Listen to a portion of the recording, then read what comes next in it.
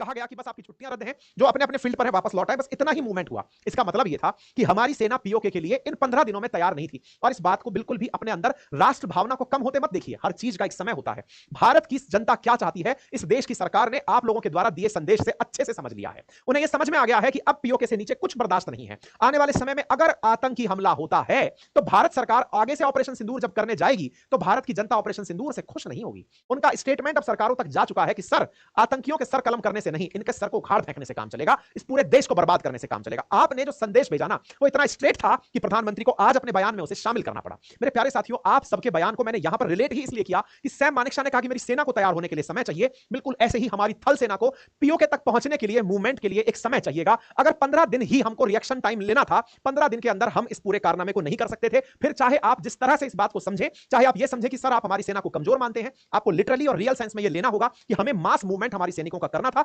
जैसे 370 हटाते समय हमने सैनिकों को शिफ्ट किया था। जैसे देश में जितने भी बड़े डिसीजंस हुए हम अपने सैनिकों का मूवमेंट कराते हैं, पीओके के नाम पर भी ऐसा ही भविष्य में कराया जाएगा। यह प्रधानमंत्री के बयानों से आप स्पष्ट मान सकते हैं। इसका मतलब जैसे बांग्लादेश को हमने टुकड़ों में तोड़ा, एक प्रधानमंत्री ने सोचा और यह कारनामा कर दिखाया, आज हमारे वर्तमान प्रधानमंत्री को आप सबका संदेश साफ चला गया है कि सर आतंकियों से बदला लिया, समझ में आया, आपने परमाणु ठिकानों को तबाह किया, समझ में आया, लेकिन हम इतने पर रुकने वाले नहीं हैं। हमें चाहिए कि आप इनका पीओके लेकर खेल को खत्म करें और ऐसी ही वापस से याद क्रिएट करें कि आने वाला समय इस बात को दोहराए कि भारत की सेना से पंगे लेना किसी खराब सपने से ज्यादा बुरा हो सकता है। मतलब ये सबको याद दिलाया जाए। तो कुल मिलाकर के भारत ने आज जो स्टैंडर्ड सेट किया ऑपरेशन सिंदूर के माध्यम से, आप उसे यह समझ सकते हैं कि भारत ने आतंकियों को पनिशमेंट देने के लिए ऑपरेशन सिंदूर चलाया था। प्रधानमंत्री ने देश को संबोधित कर दिया, पीओके अगली बार होगा, यह बात भी आप लोगों को बोल दी गई। तो सर क्या हम अब निराश होकर के बैठ जाएं? तो अब यहां से आगे मेरा अपने प्यारे साथियों के नाम संदेश, अब आप उसे गहराई से समझें, क्योंकि प्रधानमंत्री को जो संदेश देना था वो उन्होंने दे दिया। अब इस संदेश को आप सब भी प्राप्त कर लीजिए, क्योंकि दोनों देशों की तरफ से जो प्राप्त सूचनाएं थी, वो सूचनाएं तो ये थी कि दोनों ने बात कर ली है, आगे युद्ध नहीं लड़ेंगे, लेकिन इस बीच में कहीं कहीं कुछ बॉर्डर एरियाज पर ड्रोन उड़ते देखे जा रहे हैं, वो सब अगली बातें हैं।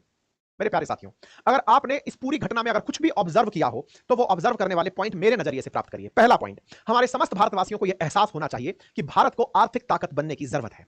भारत को आवश्यकता है कि हमें अगर कोई भी आंख दिखाए तो हम उसकी आंखें निकाल लाएं। हमें आवश्यकता है कि ना कभी अमेरिका, ना कभी चाइना, ना कभी रशिया हमारे साथ मोलभाव कर पाए। आप कहेंगे ये कैसी बातें कर रहे हैं? मेरे प्यारे साथियों, आज जो भारत के साथ हुआ ये तो आपको तब समझ में आएगा जब चाइना का आपको स्टैंड समझ में आएगा। साथियों, चाइना पर अमेरिका ने कुछ दिनों पहले ही अपनी तरफ से टैरिफ लगाया था। उम्मीद है आप सबने मेरे सेशंस के माध्यम से सुना भी होगा। 145